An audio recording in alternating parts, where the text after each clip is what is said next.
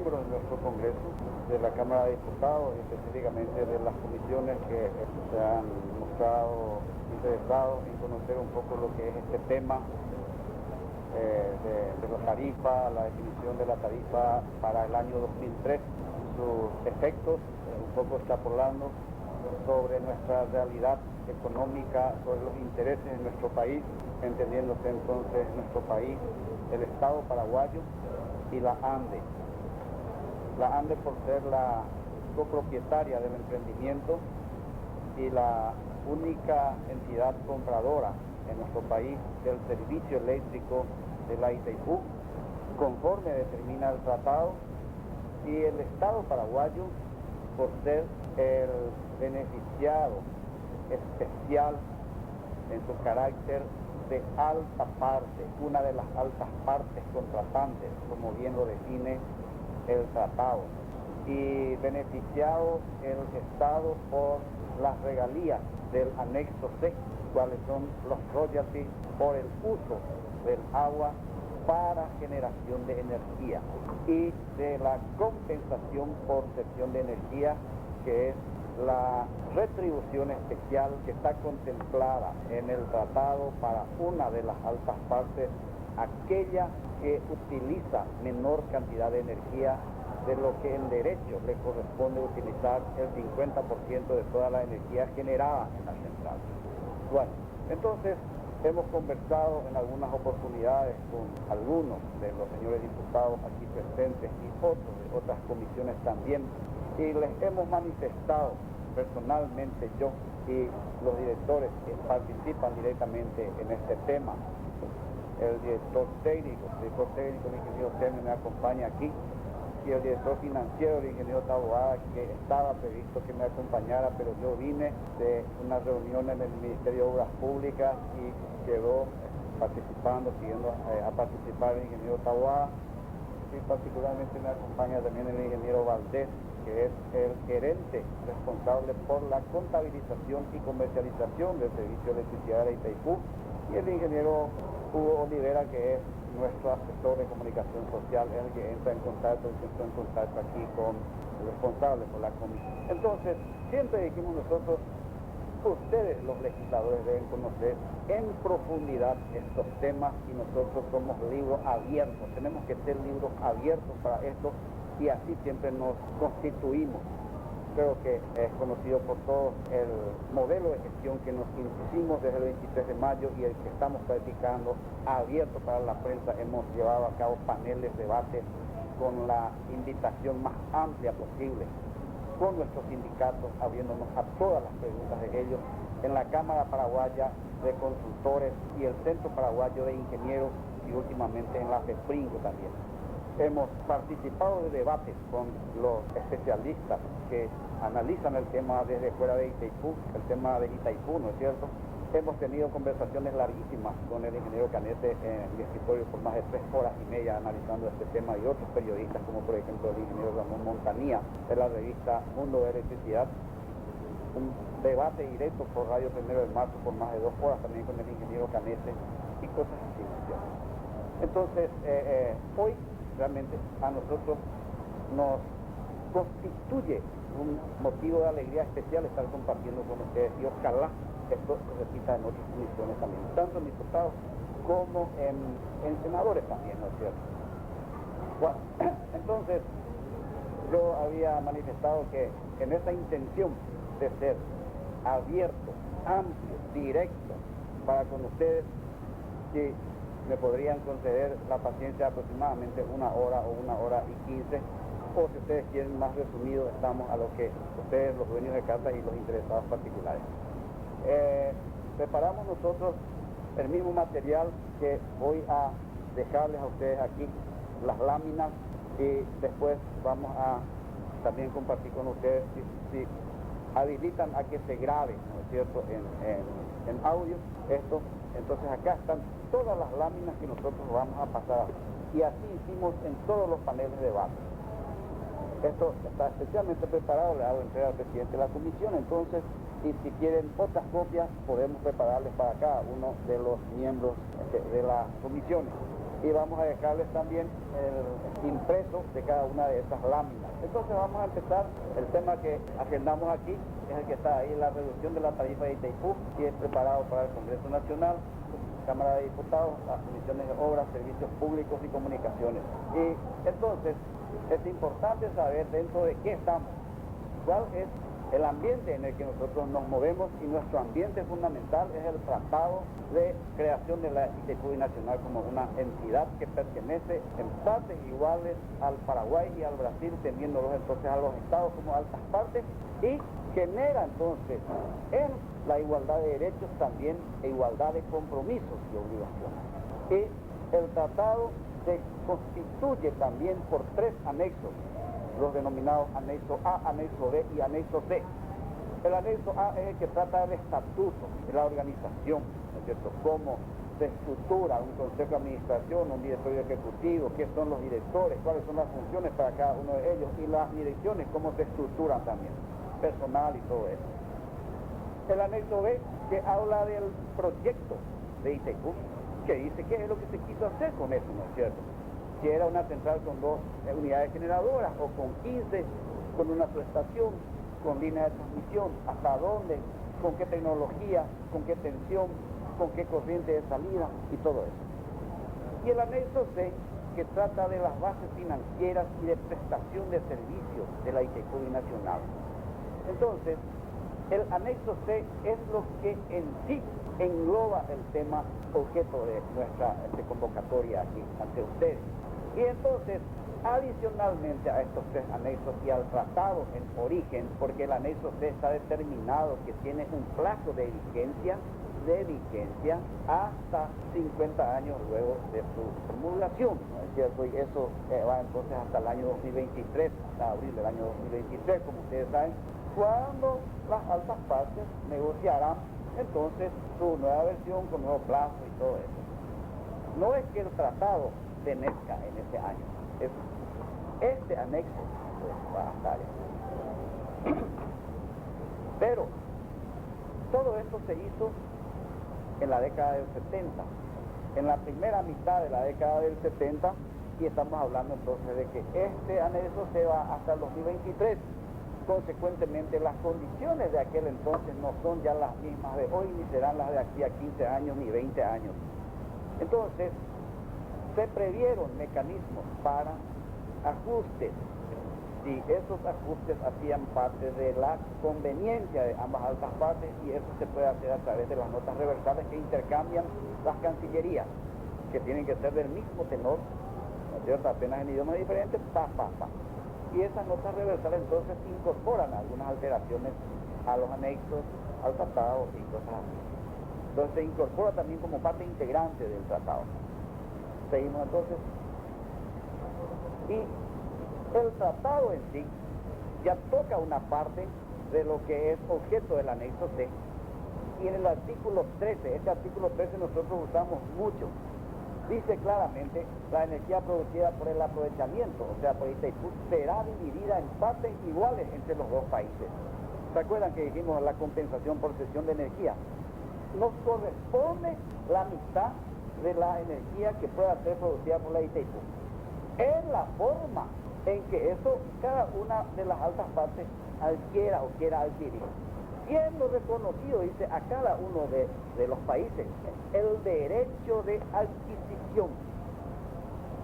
No es que sea de los países la energía, sino que los países tienen el derecho de adquirir, de comprar, de pagar por eso, ¿no es cierto? Y si el otro quiere pagar más del 50% y el otro quiere su 50%, pues no puede.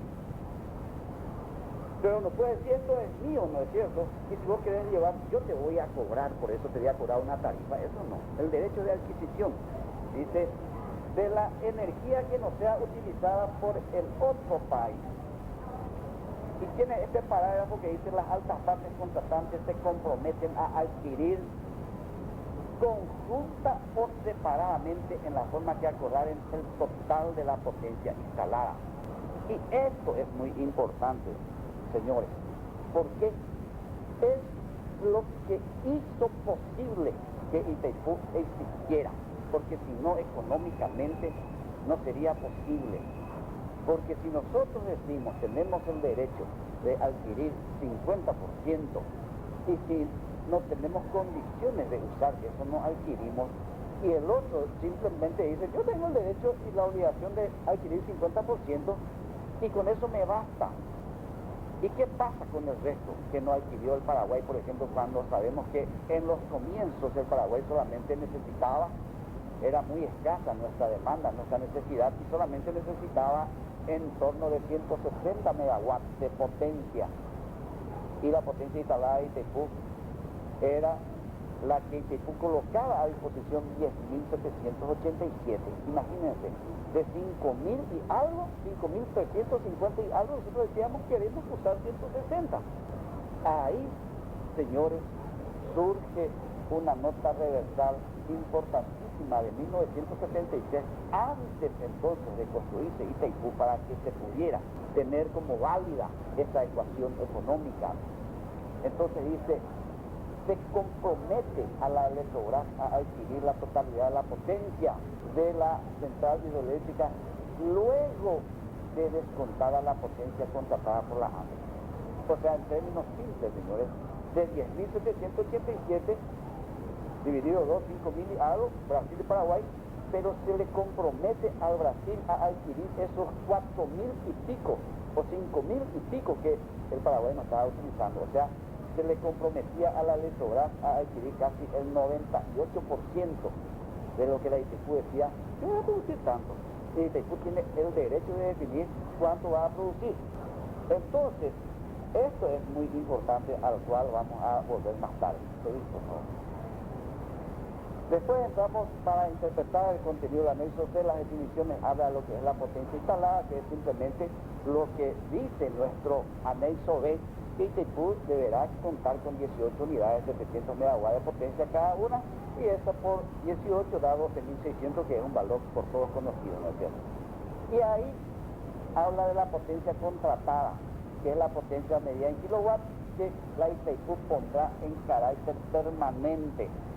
Y aquí, señores, nosotros colocamos para llamar la atención carácter permanente, dice, a disposición de la entidad compradora durante los periodos de tiempo y en las condiciones de los respectivos contratos. Va, es la carácter permanente. Puede ser un día, puede ser una hora o puede ser un año.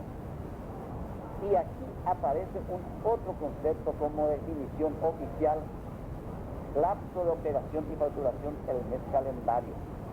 O sea, para nosotros una potencia en carácter permanente que Itaipú debe colocar a disposición de la entidad compradora es una potencia que en cualquiera o en todas las 744 horas que tiene un mes de 31 días o 720 horas que tiene uno de 30 días o menos, si es 28, si la entidad compradora solicita, Itaipú le tiene que poner esa potencia por la cual pagó. Probablemente en varias horas del día no solicite, pero que me han tocado de su vez o lleve como ya acredité. Y de manera muy clara, cada uno de nosotros sabemos que no usamos la misma energía a las 9 de la noche que a las 3 de la madrugada. A las 3 de la madrugada usamos casi un tercio. Pero en cualquier hora que la ANDE o la Electrobras le pida a Itaipú, Itaipú tiene que colocarle esa potencia. Y si no le coloca, entonces le hace el descuento por los 30 días del mes, le descuenta esa potencia. Es muy importante este concepto porque se interpreta así orientadamente de que entonces Itaipú tendría que haber colocado más potencia a disposición, ¿no es cierto? Y no puede vender la potencia que no puede garantizar que coloque a disposición de las entidades compradoras las 744 horas. O si queremos eso, llevar al año las 8.760 horas del año. Seguimos, por favor. Y aquí en la ley usted también habla de las condiciones de abastecimiento, que es la forma como entonces se va a entregar esa energía. O sea que nosotros lo que decimos es la Itaipú o vendea servicio eléctrico de electricidad de Itaipú. Nosotros en nuestras casas pagamos energía, pero Itaipú no vende energía, Itaipú vende potencia, definido así el tratado. Y dice, la división, acá se define eso, en partes iguales de la energía establecida en el artículo 13, que dijimos que correspondía en partes iguales, será efectuada por medio de la división de la potencia instalada en la central. Y acá dice otra vez que cada entidad tiene el derecho de utilizar la energía que pueda ser producida por la potencia por ella contratada. O sea, ella paga por una potencia y si nosotros necesitamos un bolígrafo, vemos por ejemplo, esto es el mes y esto es un eje de potencia y la ANDE compra 700 y consecuentemente por los 30 días del mes o consecuentemente las 24 horas del día. Y en el día, ¿qué ocurre? La ANDE utiliza estas potencias. Entonces, no usa toda la energía es el área. Cuando el kilowatt se le multiplica a la hora, por cuántas horas se utiliza, kilowatt hora energía. Entonces, esto que está aquí es la energía. Esta línea en cada instante es la potencia. Esto se mide en kilowatt o megawatt y esto es hora, ¿no es cierto? Esta área se mide en kilowatt hora. Pero lo que la ANDE compra, igual que la Electrobras, es esto por un mes. Entonces nuestra tarifa es kilowatt mes. Esa es la tarifa, dólares por kilowatt mes.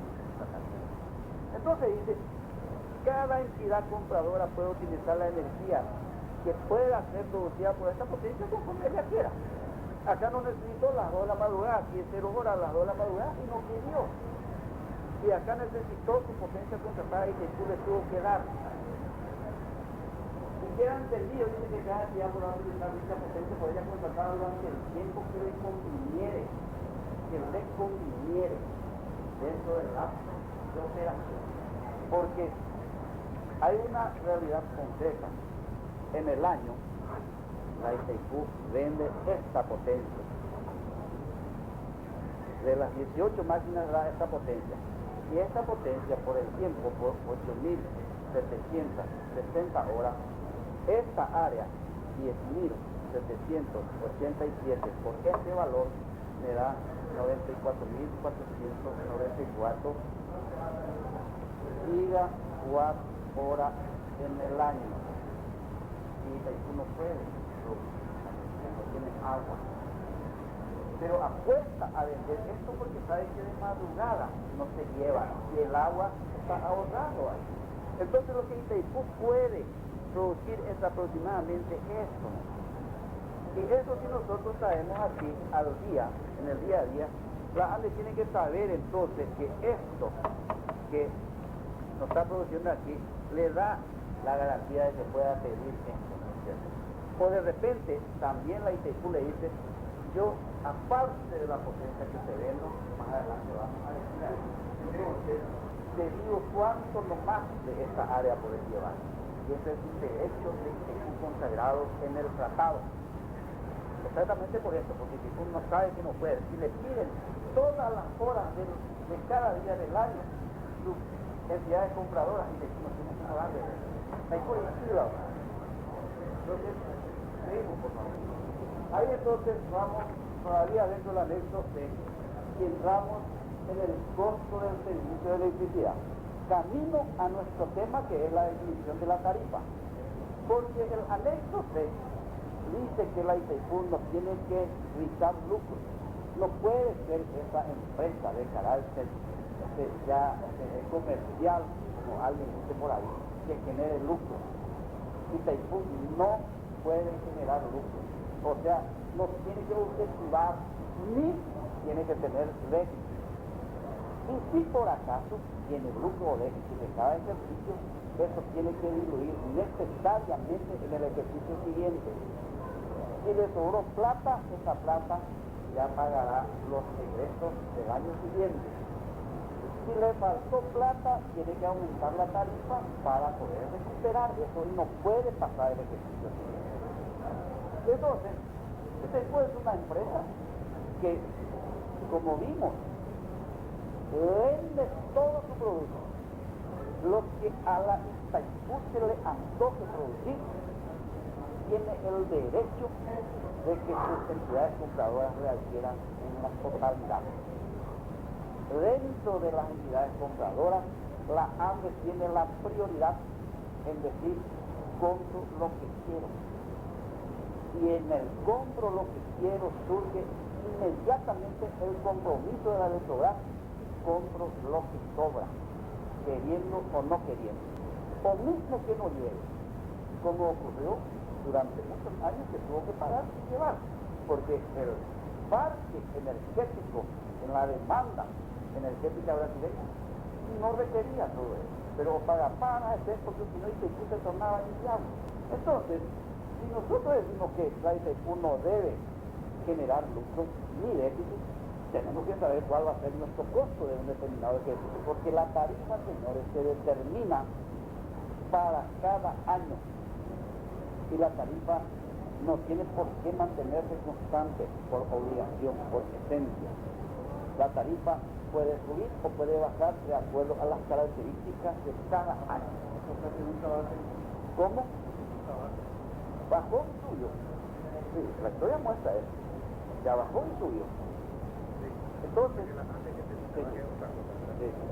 entonces, primero porque ya dijimos, la ANDE le cobra a cada uno de los presentes aquí en energía, pero la ANDE compra potencia. Entonces, si yo voy a objetivar no tener lucros ni pérdidas, tengo que saber cuánto es lo que voy a gastar. Eso hacemos en nuestra casa. Y sabiendo cuánto es lo que voy a gastar, yo sé también qué es lo que voy a producir, porque lo que voy a gastar tengo que tener los recursos para pagar. Y los recursos que yo tengo para pagar son mis recursos operacionales que están definidos aquí, que son aquellos que tienen que obtener en base a la venta de su servicio eléctrico, que se determinó aquí que es en base a la venta de la potencia. Entonces, yo debo saber cuánto voy a tener de potencia que le voy a vender. Y no le pregunto si me quieren comprar. Apenas espero que la ANDE diga de 10, yo llevo 6, automáticamente yo no le pregunto a la Electrobras. Sé que ella tiene que llevar de 106 a 94 va a llevar Electrobras. Entonces, yo sé cuánto lo que voy a producir, cuánto lo que voy a necesito ingresar, yo necesito ingresar para vender mis ingresos, y una simple división de lo que yo necesito por lo que tengo para vender me da la tarifa. Entonces, vamos a analizar el denominador, que es lo que yo voy a gastar, que debe ser lo que necesite ingresar. ¿Es cierto? Y dice que el costo del servicio de electricidad, eso lo dice el tratado a través del anexo C, reglamentado por lo que se denomina reglamento, el anexo C, que fue aprobado en el año 1998 por el Consejo de Administración, que dice paso a paso cómo se debe hacer para obtener este costo del servicio, costo anual, como se hizo ahora para el año 2003. Y dice que nosotros tenemos que pagarle a la ANDE y a la Electrobras las utilidades del capital que ellas aportaron, porque toda empresa tiene un capital y toda empresa tiene su propietaria. En este caso, el tratado fue firmado por los gobiernos en carácter de altas partes, pero las propietarias de la Itaipú son la ANDE y la Electrobras. Ahí fuera copropietarias, partes iguales, por eso se definió un capital simbólico. Yo digo simbólico, gente ambos era la simbólico, porque en la idea de capital de la alcaldía fue que ya por la Itaipú y Jaica Cojana. 50 millones de dólares fue el capital que entonces aportaron las entidades copropietarias. Y esos 50 millones de dólares la ANDE hoy le sigue pagando al Banco de Brasil. Eso me interesa, pero ella es formalmente entonces copropietaria por 50 millones de dólares. Señores, ¿y cuánto se gastó para Itaipú? La deuda de Itaipú hoy es, ¿no es cierto?, 18.000 millones de dólares. Y entonces dice el tratado que las obras de inversión de la Itaipú deberán ser ejecutadas rigurosamente con recursos provenientes de A o B origen. A, los orígenes los recursos provenientes de las altas partes. Si el gobierno paraguayo, si el gobierno brasileño deciden entonces aportar ahí que hagamos a través o mediante la captación de créditos del mercado financiero. Y la captación del recurso del mercado financiero fue lo prioritario aquí, lo fundamental. Todas las inversiones de recursos se hicieron mediante créditos, pagos, una serie de cosas. Entonces, sobre eso, la IPQ le paga a la AMI y a la Electrogas en partes iguales, porque ellas cada una van con 50 millones de dólares, les paga, ¿no es cierto?, el 6%. Pues 6%, ¿eh? A cada 12% total, pero como es en partes iguales, 6% de este capital de 100 millones de dólares. Pero, señores, esta integración del capital se hizo al comienzo de IPQ. Y los dólares de aquella época ya no son los mismos en poder adquisitivo de este año. Entonces, eso va a tener sus ajustes que vamos a ver después. En el concepto, entonces, se paga un 12% sobre el capital en partes iguales para cada una de las entidades copropietarias. Anualmente se paga mensualmente, pues se sabe que el valor final es indeterminado. Esto es, bueno, los valores vamos a ver después. El 2 y el 3 se refieren a cómo se hizo la IPQ entonces, mayoritariamente. El dinero prestado de afuera. Y yo tengo un préstamo, yo tengo que amortizar. Y tengo que pagar el costo de ese dinero, las cargas financieras. Entonces, aquí yo tengo el mayor componente de costo del servicio de electricidad. Este año es el 70 y tantos %. Después tengo lo que me define como beneficio para los países los socios. Se paga en base a lo que dice concretamente el tratado en su anexo C. Y dice, se debe pagar a razón de tantos dólares por cada unidad de energía. Y si queremos decir, en los valores que están ahí, se determinó la unidad de energía megawatt hora, por ejemplo, ¿verdad?, por cada unidad de energía generada o captada de la tierra. Entonces, en partes iguales, no interesa si el Paraguay consumió tanto y el Brasil tanto. Los resarcimientos por las cargas de administración y supervisión. El ingeniero Sarui, él participó muy activamente en el tema y al comienzo, después como consejero, y sabe que la ANDE como copropietaria y el Electrogas como copropietaria tiene un tiempo que le dedica a Itaipú también. Entonces estamos hablando de cargas de administración y supervisión. Yo si voy a hacer un proceso de enajenación, tengo que tener un parecer por el CIR, nomás, ¿no es cierto? Un parecer favorable de la ANDE, y la ANDE tiene su gente que analiza el tema y que acompaña el tema de Itaipú. Entonces, esto también se paga en partes iguales a la ANDE y a la Electrogas. El presidente de la ANDE es miembro del Consejo. Es miembro del Consejo también, una serie de cosas, ¿no es cierto? Hay colegiados donde participan desde el director técnico, o sea, gerente técnico de la ANDE, a varios otros técnicos de la misma. Entonces, esto también, señores, se paga a sí mismo, como se pagan los royalties en partes iguales para las entidades copropietarias de cada país, ANDE y Electrogas. ¿En función a qué? A un valor que está definido también en el anexo C. En función a cuánta agua se utilizó para generar energía eléctrica, y no a agua que pasó por el verde. En partes iguales también. Y señores, acá tenemos los gastos de explotación. Bueno, ¿cuánto cuesta hacer mantenimiento? ¿Cuánto cuesta hacer el transporte? ¿Cuánto cuesta hacer los seguros de la entidad personal y todo eso? Reposición de desgaste, gasto de explotación. Y ahí nosotros completamos todos los ítems que realmente representan egresos por algo que se necesitó hacer y pagar por hacer, o pagar derechos que nacen de la propia esencia de la iglesia. Pero tenemos un ítem 7, jamás era ítem 7, dice saldo de la cuenta de explotación del ejercicio anterior. Y ahí es exactamente donde nosotros tenemos que volver a aquello que es esencial para la definición de Itaipú no debe dar lucros ni pérdidas. Entonces esto se trata de valores económicos si hubo superávit o déficit. Si por alguna razón yo tuve en el año compromisos que no preví, pero que ineludiblemente deba pagar, por decir, sale el caso del mundo, yo no pedí, tengo que pagar, a pagar las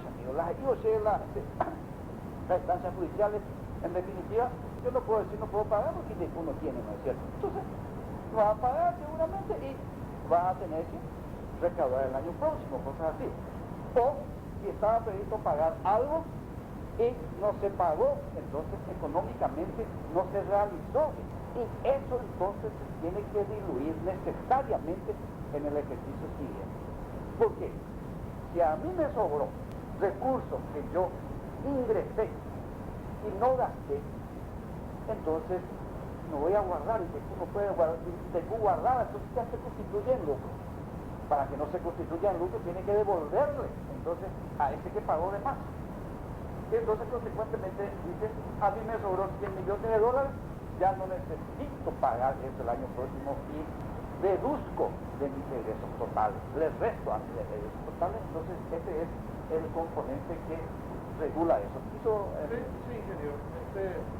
¿Cuál es el comportamiento de los últimos años en ese sentido?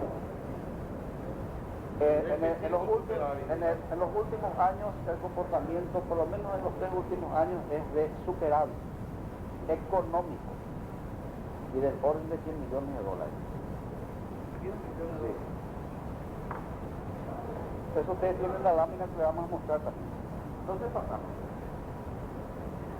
Entonces ahí yo vi todos los componentes del costo de mi servicio. Estamos hablando anual. Bueno, entonces dijimos, nosotros apuntamos hacia la tarifa. Y la tarifa, como tarifa, no aparece en el tratado. Ese es un nombre, digamos, un apodo que le dimos nosotros, porque la tarifa realmente es, como dijimos, es lo que resulta de la división de mis ingresos necesarios con lo que yo voy a vender. Cuya es a modo de la docena, digo. Entonces, eso es el costo unitario del servicio de electricidad. Y esa es la tarifa. Entonces, el reglamento del anexo C, como dijimos, nos define que la tarifa, entonces, el costo unitario del servicio de electricidad es el costo del servicio por lo que yo voy a vender para obtener. Entonces, necesitamos ahora, ya definimos cómo se calcula esto y ahora entonces vemos de qué se trata esta parte de abajo. Porque nosotros dijimos que la potencia instalada del IQ es igual a 700 megawatts por 18 máquinas que conocemos. Son 12.600.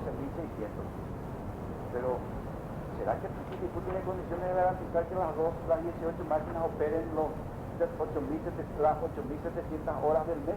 No puede, porque tiene que hacer mantenimiento, tiene que parar. Y si para 2 días una máquina para mantenimiento, esa máquina ya no está disponible para ofrecer potencia por los 30 días. Y si la máquina para no por mantenimiento, sino porque usó, por ejemplo, un sobrecalentamiento, una vibración o una descarga parcial, diferencia de potencial indebido, o un sabotaje, como quedó una máquina durante 1 año y medio fuera del servicio. ¿Y quién me prende de las luces de la central? ¿Quién me hace funcionar los motores de aire acondicionado o de ventilación, que son necesidades funcionales, no de confort de las máquinas? Nosotros sabemos que nuestra computadora tiene que tener una ventilación, tiene que estar en ambiente de aire acondicionado, ¿no es cierto? Y así también son las máquinas de ITQ. Entonces, vamos a ver cómo se determina esto entonces. En concepto ya vimos esto, después vamos a ver en valores. La potencia, la determinación de la potencia. Ahí, ¿cómo se determina la potencia disponible? Y acá leemos, yo, señores, les digo una cosa. Yo soy campesino, que nosotros aprendimos a expresar nuestras ideas en guaraní, y de repente cuando me entusiasmo, quiero sacar allá de fondo, hay pura guaraní, ¿no es cierto? Entonces, si de repente hablo en guaraní, que no consideren que estoy usando un idioma oficial nuestro, ¿verdad? Nosotros entendemos mejor guaraní que castellano. Entonces, señores, potencia mensual disponible para contratación, porque yo tengo que mantener en carácter permanente la disponibilidad, no que esté obligada a generar mismo, que es como si yo digo, yo voy a producir naranja y voy a producir solamente para los compradores. Y los compradores me dicen, bueno, yo te pagué por 100 camionadas por mes. Y resulta que no voy a vender sino 40. Y el comprador no me obliga a mí a producir las 100 y estar tirando las naranjas podridas, ¿no es cierto? Y eso en energía no se puede hacer. Yo no puedo producir una potencia que no voy a estar utilizando, ¿verdad? Inteligente no podemos guardar en batería, no se puede almacenar. Entonces, la potencia instalada dijimos que era 18 por 700, 12.600 megawatts. Watt es la unidad de potencia, la unidad así física, ¿no es cierto?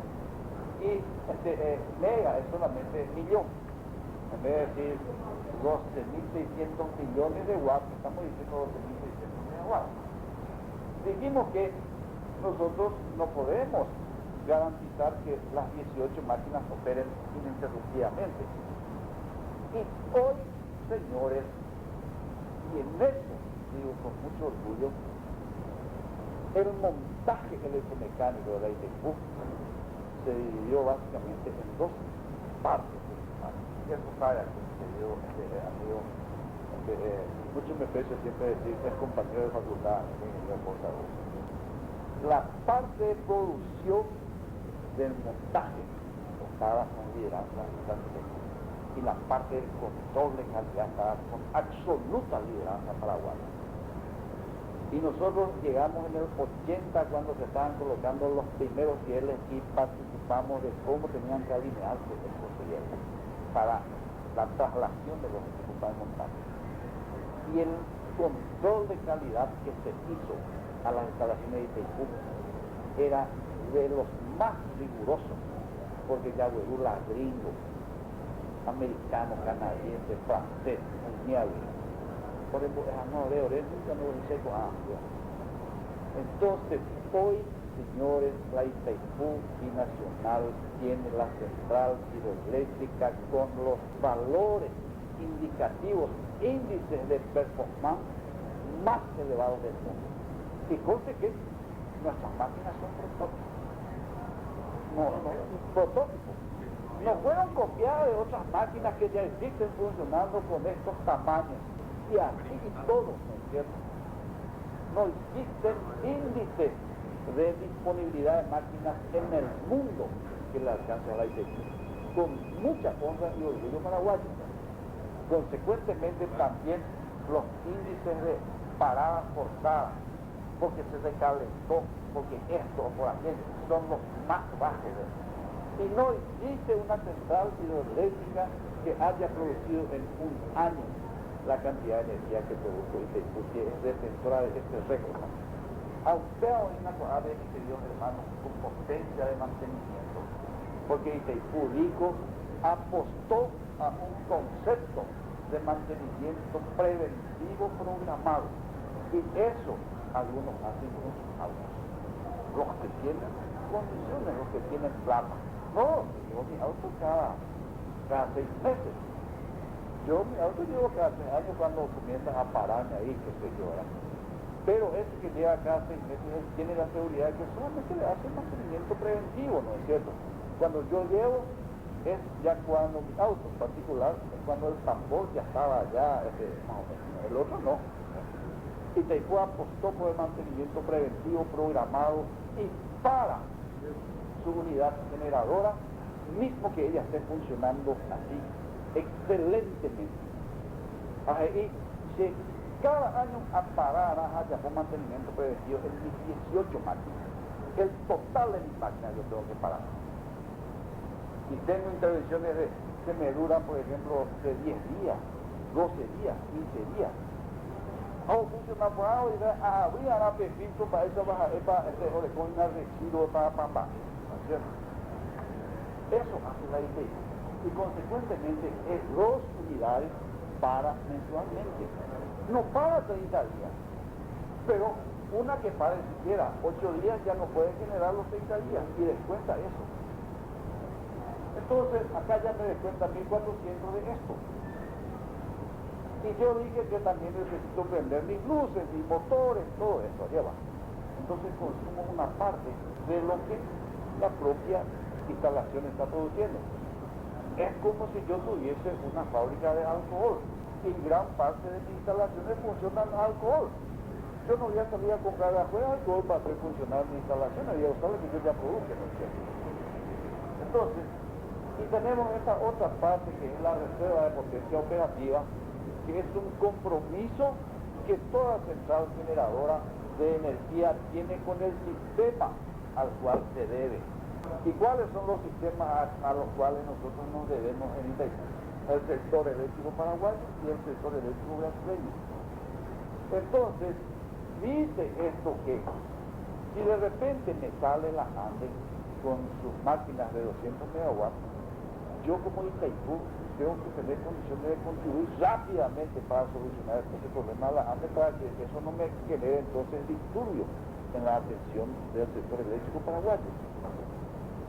O darle así intempestivamente una máquina y eso, esta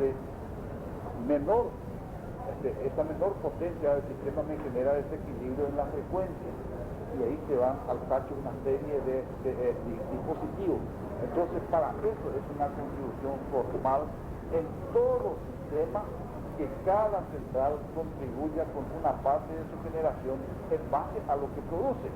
Y en esto está proporcionalmente 59 megawatts para la ANDE y el resto para la Electrogas. Está ahí una potencia disponible, sale una máquina y de esto se tiene que entonces apreciar. Esto es lo que Itaipú dice. Itaipú define que al definir potencia disponible para contratación se constituye obligatoriamente en potencia contratada. Y ahí surge el otro paso que ya vimos. De esto dice la ANDE, ya la computadora fuera ahí, ANDE dice, a ver, hasta tomar y tomar. Que le sobran automáticamente pagar. Por lo menos ya pagan. ¿Hicieron? Si no llegó, no recuerdo. Esta es la esencia. No está reversable por medio que es lo que hace parte de la ANDE. Entonces acá tenemos nosotros 10.787, que es lo que yo voy a hacer mi denominador para determinar la tarifa. Ahora pasamos otra vez a los valores entonces del costo. Nosotros vimos utilidad de capital, las cargas financieras, después en la otra hoja. Y acá pasamos a definir entonces de los valores. Dijimos 34 millones de dólares, 34.300.000, la mitad para la ANDE, la mitad para la Electrogas. Y acá dice, ¿cómo se determina? 12% de 50 millones más 50 millones. Pero estos 100 millones fueron aportados en la década del 70, ¿cierto? 75. ¿Cuánto vale eso hoy día? Y el tratado dice que para estos valores, sean para las utilidades de capital, sean para los royalties, ¿cierto? El dólar tiene que mantener su valor. Y en aquel entonces se dijo que se tenía que referir el valor del dólar tomando como patrón el oro en pesos legítimos. A medida que variaba el oro, entonces este dólar tenía que ir ajustando.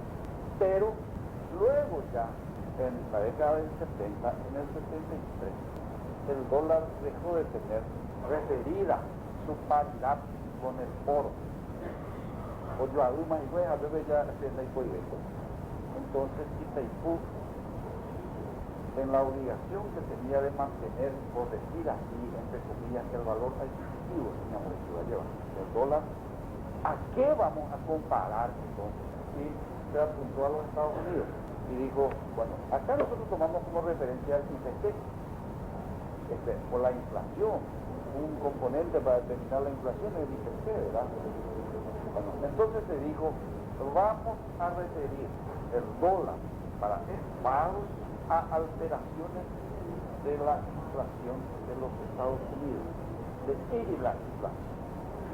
Agarra apenas dos componentes, los índices económicos de los Estados Unidos que participan de la inflación y denominadamente ingresos y se la igual pueden va a tratar la castellano ni la guaraní voy a traducir industrial good aquí es más de la materia de los Portarui, que es entonces lo que hace al crecimiento del parque industrial de los Estados Unidos, que ellos producen mucho, si producen poco, ese es inseguro, así como el IPC sube o baja.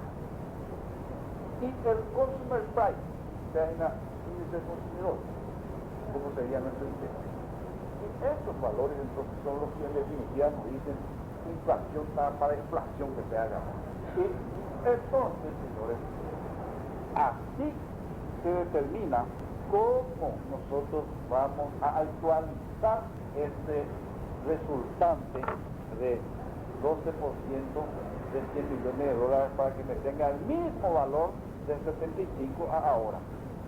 Y eso nosotros hacemos multiplicando esto que resulta de aquí por un factor de ajuste. Aquí entonces vamos a entrar un poco a ver lo que es el factor de ajuste, porque eso vamos a utilizar los otros ítems también. Porque este es un tema bastante hablado. También se habla bastante del factor de ajuste, inflación, otros casos llaman Irak, cosas así, ¿verdad? Entonces, vamos a ver lo que dice aquí. El tratado, en su artículo 15, dice eso que estaba diciéndole antes. El valor real de la cantidad de dólares destinados en concepto de royalties, resarcimiento, utilidad de capital, compensación por cesión de energía, será mantenido constante. O sea, debe mantener su valor adquisitivo, como hizo ayer, acompañando las fluctuaciones del dólar de los Estados Unidos en relación a su patrón de pesos y títulos en oro. Pero ¿qué dice aquí? A partir del año 76 el dólar dejó de fama, yo diría ya, dejó de tener referencia su paridad. Entonces, Itaipú en el año 1986, mediante notas reversales, consecuentemente incorporó una parte al tratado, definiendo cómo se encontró una alternativa sustitutiva a esta. Y dice, las nuevas condiciones y mecanismos para el acompañamiento de las fluctuaciones del dólar de los Estados Unidos, surgiendo así un factor de ajuste. El factor de ajuste, ¿qué es el factor de ajuste? Creado por la nota reversal 86, donde dice que es igual a lo que se quiere ajustar, multiplicado por la intervención de estos índices económicos de los Estados Unidos, el Industrial Goods y el Consumer Price, ambos con 50% de participación. Donde acá define qué es lo que dice variación porcentual, ¿es cierto? Y nosotros tenemos que extraer esos valores de los oficiales que aparecen en la revista del Fondo Monetario Internacional. Y después además deberá ser hecho una vez por año, esa fórmula de reajuste, acá dice cómo se debe obtener. Pasamos adelante. Es importante nomás, porque para aclarar, ¿verdad? Acá, de que esto se hizo para 50 años. Sí. Se saca crédito para construir la represa y se tenía que pagar en 50 años. Entonces, imposible era saber qué inflación, qué es lo que iba a ocurrir. Entonces, se tenía que poner como parámetro. Hay que entender que cuando se hizo esto, el Paraguay no tenía un solo ingeniero con ninguna sola experiencia y los únicos que habían hecho algo de represa eran los brasileros y teóricamente ellos no tenían que haber podido de arriba abajo, hablando pronto y claro. Y tuvimos a un hombre que para mí fue máximo funcionario público, fue el ingeniero de verdad. Y yo corroboro eso que está diciendo el ingeniero, por ¿Qué favor. hizo? El ingeniero de Que verdad. parece una cosa así ahora, a tantos años. Visionario para mí. Bueno, entonces, dijimos que era el factor de ajuste. Manera, ¿dónde se aplica? Ya dijimos, factor de ajuste en utilidad de capital, royalties y resarcimiento, servicio de la deuda. ¿Y por qué nosotros decimos separadamente? Porque, señores, esos ítems nacieron en diferentes años. Yo hice la integración de capital en el 75. Consecuentemente, mi dólar de referencia, dólar base, es aquel del 75. Y pago utilidad de capital por eso. Yo empecé a generar energía que me produjo, entonces, royalties y resarcimiento del 86. entonces hace año base 86. Y yo pago el servicio de la deuda ahora a partir de aquel tiempo Apaguazú del año 1997. Con eso yo veré todo lo anterior y mis compromisos fueron aquellos definidos entonces en ese acuerdo de fines del 96. Entonces yo tengo que tener un factor de ajuste que sea aplicado en año base 75, año base 86 y año base 96. Y también el factor de ajuste se aplica a ese beneficio que dijimos que recibe en este caso el Paraguay, que es la compensación por cesión de energía que se empezó también a pagar desde el año 86 cuando se empezó a generar. ¿Cómo se aplica? Dijimos, para las utilidades de capital son 12% por el capital integrado, y eso corrijo entonces por el valor de ajuste con esta base. Para los royalties son este valor que es del tratado, no tiene ninguna participación de la tarifa ni de este año, ni el año pasado, ni del 2023. Fue tratado de ley por cada unidad de energía generada, por cada megawatt generado. Yo pude también colocar aquí, por ejemplo, 2,6 por megawatt, y eso tengo que corregir. ¿Desde cuándo? Desde el 86, cuando empecé a generar. Resarcimiento, 200. Vean mis ideas. Pero estos valores son iguales y también corriendo por el mismo factor de ajuste. Cesión de energía, ¿desde qué año? Desde 1986 también. Y yo pago con otro factor, entonces, que acá eran 2.600, 200 y 1.200. Y pago el servicio de la deuda, yo tengo, señores, en el año 1996, cuando se hizo este acuerdo, cuando se puso en letras grandes, yo digo, vean esta gente, negrita y cursiva, un calendario anual de pago desde el 97 hasta el 2023, que la matemática dice que si se paga eso, se paga la deuda total de ITQ en el año 2023. Aquellas deudas que eran las únicas existentes en el año 1996. Todas las deudas de la ITQ contraían con la electora. Sí, señor. Una pregunta. Esto no va avanzando, hay un monto constante que va hasta el 2023 o va en forma descendente o ascendente. No. Vamos a tocar eso, diputado, porque lo que se analizó cuando se estudió lo que se denominó el restablecimiento del equilibrio económico financiero de la ITQ nacional, así llamado en el 96, porque hasta ese entonces el equilibrio económico financiero de la ITQ nacional estaba en terrible crisis, porque nuestros préstamos eran a altos intereses y corregidos por la inflación del Brasil. No aparecía el factor de ajuste aquí, no estaba vinculado a la inflación de los Estados Unidos. Y las tasas eran muy elevadas, ¿no es cierto?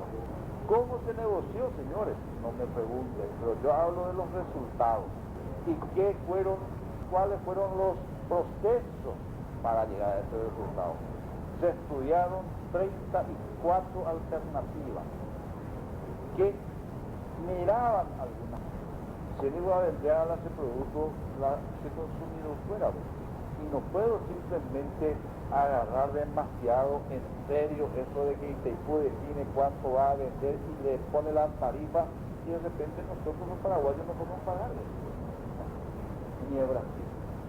Entonces se dijo tiene que ser una tarifa que acompañe más o menos las condiciones de los sectores eléctricos de ambos países, y eso pasaba por una tarifa más o menos constante. Y por ejemplo, una de las alternativas era de que se aumentara 20% la tarifa en el 96. Eso nadie podía aguantar. Otra, 34 curvas, y entonces el tema era que la tarifa se mantuviera constante. Y si decimos que mayoritariamente el costo está en el servicio de la deuda, entonces el pago por el servicio de la deuda entonces tenía que ser más o menos constante también, de toda la deuda que tenía la Itaipú. Pero en aquel entonces, el total de la deuda que tenía la Itaipú era de 16.225 millones de dólares, de los cuales 2.800 millones de dólares era con otras entidades. Sí. Y 12.000 y algo era con la Electrobras, en diferentes líneas de crédito. Lo que en el 96 se trató fueron esos